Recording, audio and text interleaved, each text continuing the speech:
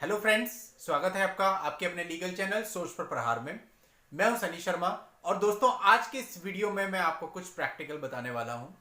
दोस्तों पिछले कुछ दिनों से मुझे कुछ ऐसे व्हाट्सएप मैसेज मिल रहे थे और कुछ कमेंट्स भी ऐसी मिल रही थी कि सर हमको ये प्रॉब्लम है और इसका सॉल्यूशन चाहिए, लेकिन हमारे पास इस केस को लड़ने के लिए फीस नहीं है, या फिर हमें जो पिटीशन फाइल करनी है उस पिटीशन की ड्राफ्टिंग के लिए फीस नहीं है, या फिर और जो लीगल खर्चे होते हैं उनको वो केस करने बहुत जरूरी हो गए हैं क्योंकि उसके बिना उन्हें रिलीफ नहीं मिलेगा, जस्टिस नहीं मिलेगा।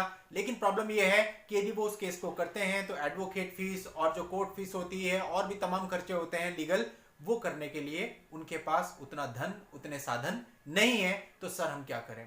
तो दोस्तों आज का ये वीडियो इसी पर आधारित है। आज की इस वीडियो में मैं आपको बताने वाला हूं कि कैसे आप बिना पैसे के अपना केस लड़ सकते हैं, किस प्रकार से आप बिना पैसे के एडवोकेट कर सकते हैं, किस प्रकार से आप बिना पैसे के लीगल सर्विसेज ले सकते हैं।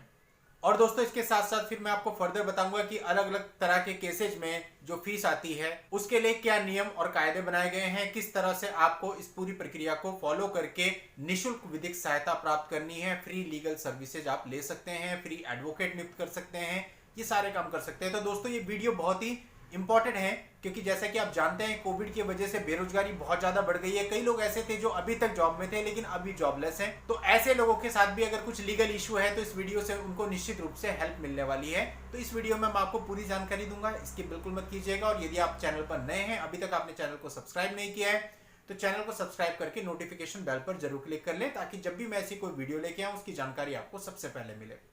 दोस्तों निःशुल्क विधिक सहायता के लिए विधिक सेवा प्राधिकरण अधिनियम 1987 लीगल सर्विसेज ऑथोरिटीज एक्ट 1987 बनाया गया है। दोस्तों इसके अंतर्गत तीन लेवल बनाए गए हैं।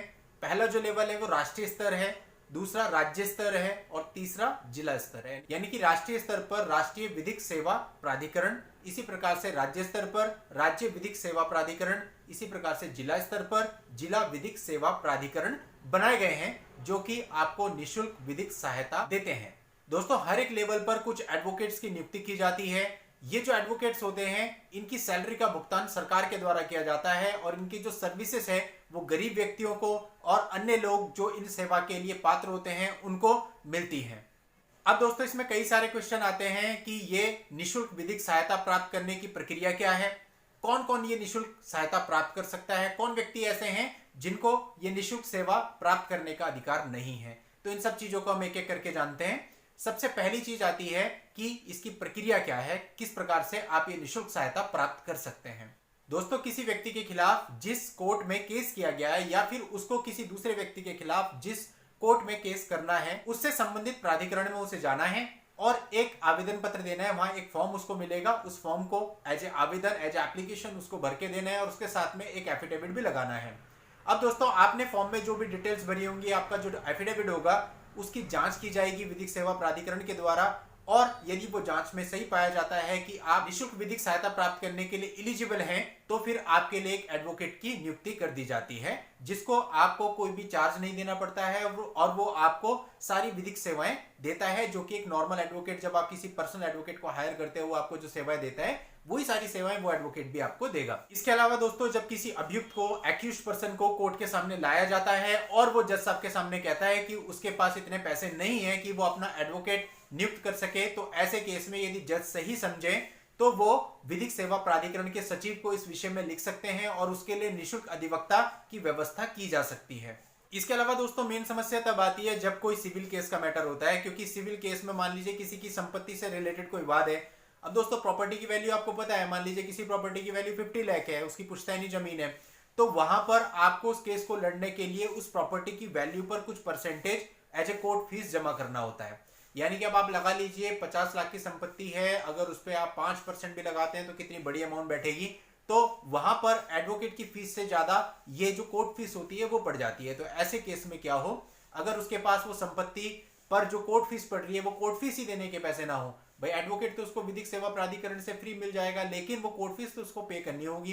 तो यदि उसके पास उस कोर्ट फीस को पे करने के लिए भी पैसे नहीं है तो इसके लिए व्यवस्था सिविल प्रोसीजर कोड के ऑर्डर 33 के अंतर्गत की गई है। यानी कि ऑर्डर 33 के अंतर्गत वो निर्धन व्यक्ति के रूप में केस को लड़ने के लिए आवेदन कर सकता है और उसमें अपनी पूरी बात लिख सकता है कि उसके पास कोर्ट फीस देने के लिए भी पैसे नहीं है। लेकिन दोस्तों इसके लिए कंडीशन ये है कि उस व्यक्ति के पास उस संपत्ति के अलावा, जिस संपत्ति से रिलेटेड वो केस चल रहा है, उस संपत्ति के अलावा कोई और संपत्ति नहीं होनी चाहिए, ना ही उसके पास कोई आय के साधन होने चाहिए। तो ऐसे केस में उसके आवेदन को, उसकी एप्लीकेशन को स्वीकार कर लिया जाता है। स्वीकार करने के बाद उसकी एप्लीकेशन की जांच की जाती है। उसके तथ्य अगर सारे सही पाए जाते हैं तो उसको अनुमति दे दी जाती है। और इसके साथ साथ जो जज साहब हैं वो उसकी परीक्षा भी कर सकते हैं, यानी एग्जामिनेशन भी कर सकते हैं, उसको बुला के उससे क्वेश्चनिंग भी कर सकते हैं, ये निश्चित करने के लिए कि जो भी तथ्य उसने अपने आवेदन में, अपनी एप्लीकेशन में लिखे हैं वो सारे सही हैं। अब दोस्तों, जब ये अलाउ हो जाता है तो उसके बाद वो व्यक्ति सारे खर्चों से मुक्त हो जाता है, यानी कि अब उसको जो कोर्ट फीस देनी थी, जो कि कई बार हजारों में और कई बार लाखों रुपए में होती है, वो अब उसको नहीं देनी पड़ेगी। इसके साथ ही और भी जो लीगल खर्चे होते हैं या एडवोकेट की फीस होती है, उसके लिए उसे फ्री एडवोकेट मिल ही जाएगा। तो legal services free of the cost उसको वहां से मिल जाएंगी। तो इस प्रकार से वो सारे ही खर्चों से फ्री हो जाएगा, सारे खर्चों से मुक्त हो जाएगा। लेकिन इसके साथ साथ एक कंडीशन होती है कि जिस दिन वो केस खत्म हो जाएगा, उसका निस्तारण हो जाएगा, तो उसके बाद उसकी संपत्ति पर पहला जो भार होगा, पहली जो लायबिलिटी होगी, वो यही होगी कि वो उसमें से कोर्ट फीस, कोर्ट का जितना खर्चा है उसको अदा करें। अब दोस्तों समझ लेते हैं कि ऐसे कौन व्यक्ति होते हैं जो कि निःशुल्क विधिक सेवा के अधिकारी नहीं होते हैं, यानी कि जिनको ये सारी सुविधाएं प्राप्त नहीं होंगी।